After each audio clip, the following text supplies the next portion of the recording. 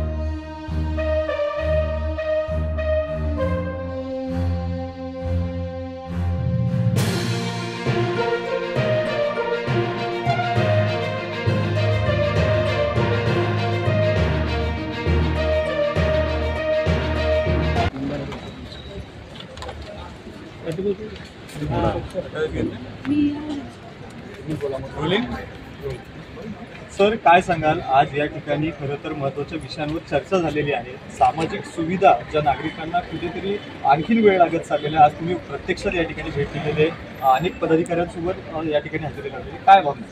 आमचे मित्र आहे सुभाषजी गायकवाड, हे भीमशक्ती संघटना रायगडचे मला वाटतं जिल्हाध्यक्ष, आणि यांच्या ह्या माध्यमातून एक सामाजिक कार्यकर्ता म्हणून ह्या भागामध्ये काम करतो। त्यांची जनसामान्य लोकांच्या ज्या अडचणी त्या संदर्भात ते कायमच आवाज उठत असतात। त्या संदर्भात रोडपाडी जंक्शन या ठिकाणी एक फ्लायओव्हर व्हावा यासाठी 2 वर्ष झाले प्रयत्न करत आहेत, परंतु त्याचा पाठपुरावाला कुठेतरी यश मला वाटतं आल्यासारखं आज दिसत आहे। कारण त्यांनी येत्या 24 तारखेला आंदोलनाचा इशारा दिला होता, त्या संदर्भात खऱ्या अर्थानं आज बैठक झाली, परंतु त्या बैठकीमध्ये ह्यांना 6 मार्चला एक पत्र आलं की त्या जंक्शनसाठी 112 करोड रुपये शासनाच्या केंद्र शासन आणि राज्य शासन यांच्या आधिपत्याखाली येत असल्यामुळे केंद्रानं 112 कोटी रुपयाचा निधी मंजूर केला, आणि यासाठी त्यांनी मागच्या आठवड्यावर नितीनजी गडकरी साहेब यांनाही खऱ्या अर्थानं ते भेटून आले। सर्वप्रथम मी सुभाषरावांचं आमच्या सर्व सहकाऱ्यांच्या वतीनं अभिनंदन करतो की त्यांच्या येड्याला त्यांचा हा लढा आहे, लढ्याला यश येण्यासाठी दिसत आहे। आज MSRTCचे सर्व अधिकारी, पोलिसांचे अधिकारी यांच्या माध्यमातून एक संयुक्त बैठक आज आयोजित केली होती। ह्या बैठकीमध्ये येणाऱ्या 24 तारखेचं आंदोलन आपण करू नका, सरकारच्या माध्यमातून काही पत्रव्यवहार त्यांनी आम्हाला दाखवला, त्या माध्यमातून पुढील कालखंडामध्ये त्या ब्रिजचं होत लवकरच काम चालू होईल असं आश्वासन त्यांनी आम्हाला दिलं। त्यांच्या अडचणी आम्ही समजून घेतल्या, आमच्या अडचणी त्यांनी समजून घेतल्या। त्यांची अडचण अशी होते की केंद्र आणि सरकार, महाराष्ट्र सरकार हे दोघांच्या संयुक्त विद्यमाने हा फ्लायओव्हर होणार आहे। काही दिवसापूर्वी या विभागाचे खासदार श्रीरंगप्पा बारणे यांच्याकडे सुद्धा यांनी हा पाठपुरावा केलेला आहे, त्यांची आम्हाला मदत येणाऱ्या कालखंडामध्ये होणार आहे, आणि या सर्व मदतीचा ओघानं सुभाषरावांचं जे म्हणणं आहे त्याला यश येणारं कुठेतरी आता दिसून येत आहे। तर पाहायला गेलं तर सुभाष गायकवाडच्या या माध्यमातून सातत्याने त्यांनी ब्रिजचा उठाव करत आहेत, पण प्रशासन यांना प्रत्येक वेळी माघार घेण्याचा आणि त्यावर निकाल काही काढत नाही, याकडे कशा प्रकारे पाहतात? काय नाही, हा अति महत्त्वाचा प्रश्न आहे, निकाल काढत नाही, परंतु त्यासाठीच आज खऱ्या अर्थानं ज्या वेळेला आंदोलन आम्ही तेच त्यांची वाद करतो, ज्या वेळेला हा आंदोलनाचा हत्यार घेतो त्यावेळेला प्रशासन जागं होतं, परंतु ह्या आपला समज झाला, त्यांनी काही करस्पॉन्डिंग आम्हाला दाखवली की सो डेटला त्यांच्या माध्यमातून काही करस्पॉन्डिंग झालंय, त्या सगळ्या डेट त्यांनी आपल्याला दिसल्या। आता सरकारच्या माध्यमातून काही योजना आपल्याला माहिती आहे की सरकारी काम 6 महिने काम, परंतु सुभाषरावांचं त्याला सारखं पुशबॅक असल्यामुळं किंवा आंदोलन इशारा असल्यामुळं सगळ्यांना अपेक्षा आहे की ती कामं लवकर होतील, असे त्यांनी काही पेपर आपलं कागदपत्र त्यांनी आम्हाला दाखवले, आणि येणाऱ्या कालखंडामध्ये लवकरच राज्याच्या ज्या खात्याकडे हा त्याचा अधिकार आहे त्यांच्याशी पण लवकरात लवकर मीटिंग लावू असं त्यांनी आज आश्वासित केलं। सर, तुमच्याकडे जे MSRTCचे अधिकारी होते ते अधिकाऱ्यांनी आम्हाला तिथे पेपर दाखवले, त्या अनुषंगाने त्यांचा पाठपुरावा पाहता तर काम योग्य दिशेने चाललेलं आहे। ह्या सर्वात तोंडी नव्हे, कागदोपत्री पाहिल्यानंतर आम्ही सर्वांनी मिळून सुभाषरावांना विनंती केली की आपण आपलं आंदोलन स्थगित करावं, कारण त्यांनी जे दाखवलेलं आपल्याकडे काहीतरी सत्य वाटतंय, त्यामुळे आमच्या सर्वांच्या विनंतीला मान देऊन त्यांनी हे आंदोलन स्थगित केलं असं मी आपल्या माध्यमातून सांगू इच्छितो। ठीक आहे, सेपरेट घ्यायची रोलिंग। सर, तुमचं नाव काय? आज या मीटिंगमध्ये तुमची महत्त्वाची भूमिका होती, काय काय नेमकं सांगणार? डेप्युटी इंजिनियर काजरेकर पुन्हा MSRDCला असतो.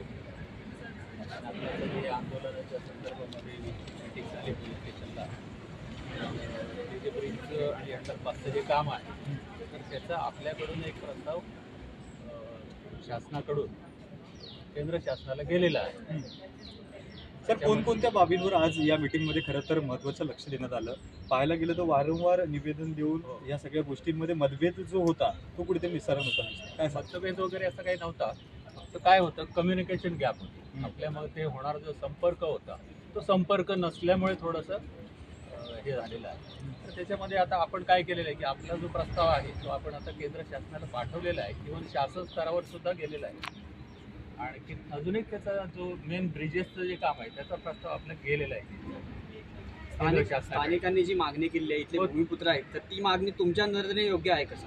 तुम्हाला काय वाटतं ही मागणी बरोबर आहे का? ती जी अंडरपास आणि फ्लायओव्हरची जी मागणी आहे ती योग्य आहे. आणि असं एकच नाही प्रस्ताव, अशी जवळपास 10 प्रस्ताव आम्ही केलेले आहेत आणि त्या सगळ्याचं एक कन्सल्टेटेड रिपोर्ट आमचा गेलेला आहे केंद्र शासनात. आणि अजून एक संपूर्ण ह्याचा अजून एक जास्त डिटेल असा रिपोर्ट आहे ज्याच्यामध्ये इतर राहिलेले पॉईंट आहे हे आमचं प्रस्ताव करायचं काम सुरू आहे.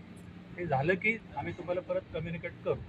भूमिपुत्र किंवा नागरिकांच्या माध्यमातून आंदोलनाचा इशारा दिल्याच्या नंतर सिडको प्रशासन असेल किंवा सुरू कामगार असतील ते आम्ही काम करू असे आश्वासन देतात, पण काही दिवसानंतर पुन्हा तेच दुर्दशा होते. त्याकडे कशा प्रकारे पाहता काय असेल? बरोबर. तर त्याच्यामध्ये कसं आहे की हा रस्ता मूळ केंद्र शासनाचा आहे. हा रस्ता आम्ही फक्त त्या ह्याच्यासाठी सध्या आमच्याकडे फक्त त्याची देखभाल दुरुस्ती आहे, म्हणजे खड्डे भरणे किंवा अशा प्रकारची जी दैनंदिन देखभाल दुरुस्ती तेवढ्या पुरतं आहे. त्याच्यामुळे मूळ स्वरूपाचं जे काम आहे ते आम्ही काही करू शकत नाही, कारण त्याचे फंड्स जे आहेत ते केंद्र सरकारने दिले पाहिजे. त्यांनी जर दिले तर आम्ही काम करू शकतो. पण त्याच्यासाठीचा जो प्रस्ताव आहे तो आपण पाठवलेला आहे केंद्र शासनाकडे. मला एक असं म्हणायचं आहे की काही अधिकारी लोक आहेत ती किंवा आंदोलनकर्ते आहेत, त्यांना फक्त तात्पुरती स्थगिती देण्यापुरतंच म्हणजे गोड बोलतात का खरंच काम करून देतात? असं काही हे नाही. ते आता जवळपास मी आता त्याला दाखवलं की आमचं सुरुवातीपासूनचा जो करस्पॉन्डन्स कसा आहे तो चालू आहे. पण काय होतं की केंद्र शासन आणखीन आपलं राज्य शासन ह्याच्यामधला जी प्रोसिजर आहे ती करायला तिथपर्यंत त्याला थोडासा वेळ लागतो. एखादी रस्ता होत असताना मग तुम्ही गावाल्याचा किंवा ह्याच्याचा सहभाग का घेत नाही? ते आता त्या घ्यायलाच पाहिजे ना. त्या वेळच्या म्हणजे हे वेळ येणार नाही. त्या वेळच्या मागणीप्रमाणे रिक्वायरमेंट प्रमाणे तो रस्ते झालेले असतात. आता ट्रॅफिक आपला प्रचंड वाढतो, शहरीकरण प्रचंड वाढलेलं आहे. रोजच्या रोज आपण बघितो एखादं गाव आपल्याला ओळखू सुद्धा येत नाही कधी कधी वरून जाताना. अशी परिस्थिती आहे. वाहनांची संख्या बेसुमार वाढते. मग ह्याला काय, आपण जे पूर्वी केलेलं काम असतं ते आपल्याला वाटायला लागतं कमी पडतं म्हणून. आता पूर्वी लोक सायकल वापरायची, मग मोटरसायकल आली, मग कार आल्या. एवढी स्थित्यंतर झालेली आहे, त्याला आपल्याला तोंड द्यावंच लागतं. सर, आपल्या हद्दीतले MSRDC जेवढे रस्ते आहेत, पनवेल महानगरपालिका हद्दीमध्ये जाहिरातीच्या फलकांबाबत एक नोटीस आता आपण जारी केलं होतं, ते अनधिकृत आहेत म्हणून. त्याबाबत काय सांगू शकाल सर? काय कल्पना आपल्याला? नाही, त्याच्यात जे अनधिकृत आहे ते अनधिकृत आहे, ते आम्ही महानगरपालिकेला कळवलेलं आहे. अर्थात आत्ताचा आपला विषय तो नाही आहे, त्याच्यामुळे आपण हा विषय इथे सांगू. ठीक. बस, ओके, धन्यवाद.